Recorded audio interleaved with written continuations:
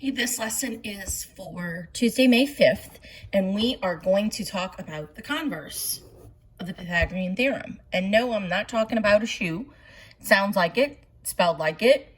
But what the converse is, it's a way or theorem for us to prove that a triangle is a right triangle.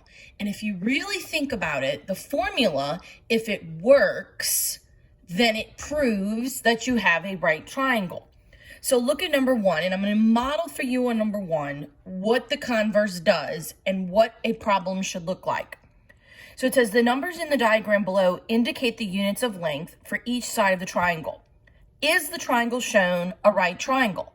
Well, when they ask you that, they are asking you to do the converse.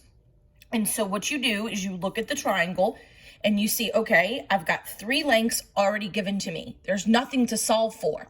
So what I'm going to do is I'm going to use what I know with the Pythagorean theorem to prove that this is a right triangle.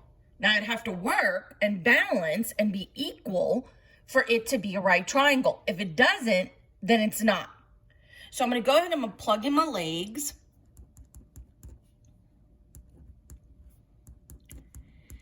And I'm going to get 81 plus 144 equals 225.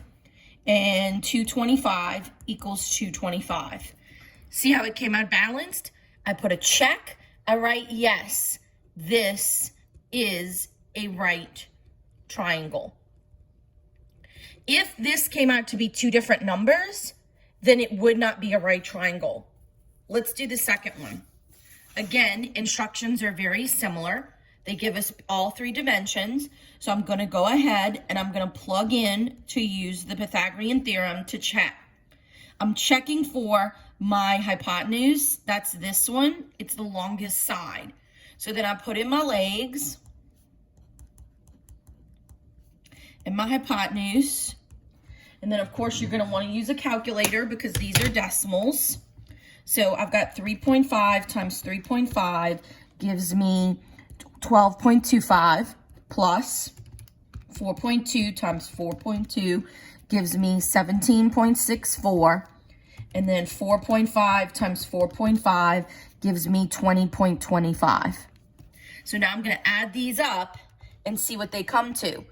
12.25 plus 17.64 is 29.89 equals 20.25. No, this is not a right triangle. And I have to actually make that statement because they're asking me a question in the problem.